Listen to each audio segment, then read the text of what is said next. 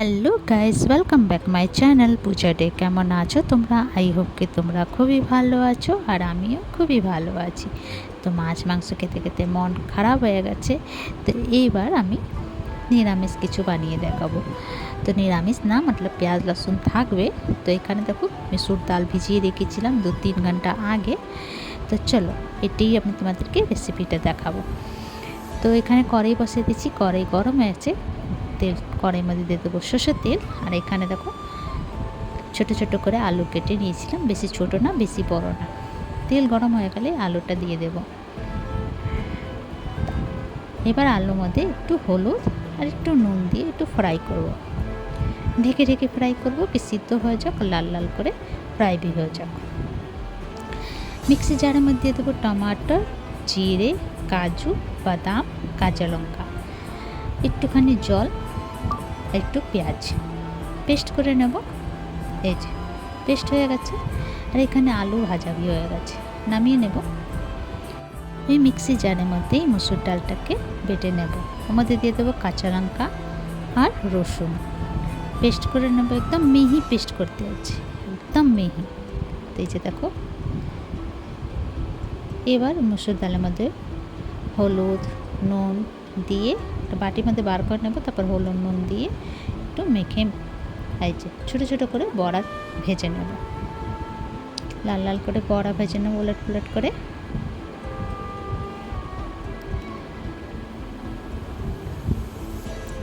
তো এই রেসিপিটা ভীষণ ভালো হয়েছিল খেতে, একবার তোমরা বানিয়ে দেখো। তোমরা বলবে কি এটা বড়ার তরকারি হচ্ছে। তো হ্যাঁ, এটা বড়ার তরকারি হচ্ছে, আর অন্যরকম। এখানে দেখো লাল লাল ফ্রাই হয়ে গেছে, এবার নামিয়ে নেব। ওই কড়াইয়ের মধ্যে দিয়ে দেবো সর্ষের তেল, তেজপাতা, শুকনো লঙ্কা আর জিরে। ফোড়নটা পুড়ে গেলে তারপর একটা এলাচ ফাটিয়ে দিয়ে দেবো।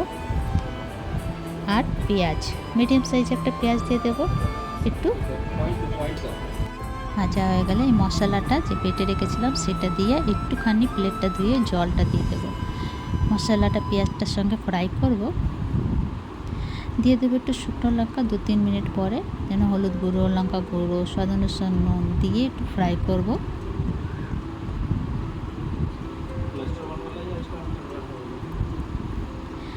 ভালো করে ফ্রাই করে নেব। যত ফ্রাই করবো তত কি তেল না ছেড়ে দেয়। তেল ছেড়ে দিলে তারপরে এখানে আমি জল দিয়ে দেব, যেরকম ঝোল খাবে ওরকম জল।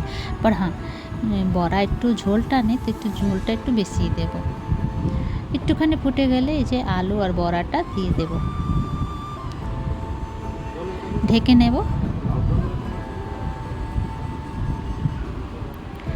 তারপরে একটা খলের মধ্যে কিছুটা রসুন কুচে নেব। এখানে দেখো ফুটে গেছে। একটু গরম মশলা দিয়ে দেব, দিয়ে মিলিয়ে নেব ভালো করে। এখানে হাতার মধ্যে 1 চামচের মতন ঘি দিয়ে দেব। আর ওই যে রসুন যে কুচিয়ে রেখেছিলাম সেটা দিয়ে দেব। রসুনটা পুড়ে গেলে এই তরকারির মধ্যে দিয়ে পট করে ঢেকে দেব। তো রেডি। খেতে এত ভালো হয়েছিল, এত টেস্টি ছিল কি বলবো। এই যে রেডি। তো তোমাদেরকে আমার ভিডিওটা কেমন লাগলো? ভালো লাগলে প্লিজ লাইক শেয়ার কমেন্ট করো, সাবস্ক্রাইব করে দিও। আবার নতুন ভিডিওর সঙ্গে দেখা হবে। তো তোমরা সবাই ভালো থেকো, সুস্থ থেকো। ভিডিওটা কেমন লাগলো কমেন্ট করে নিশ্চয়ই জানিও। ইউটিউব দিয়ে দেখলে সাবস্ক্রাইব করে দিও, আর ফেসবুক দিয়ে দেখলে ফলো করে দিও। আর কমেন্ট করে জানিও রেসিপিটা তোমাদেরকে কেমন লাগলো।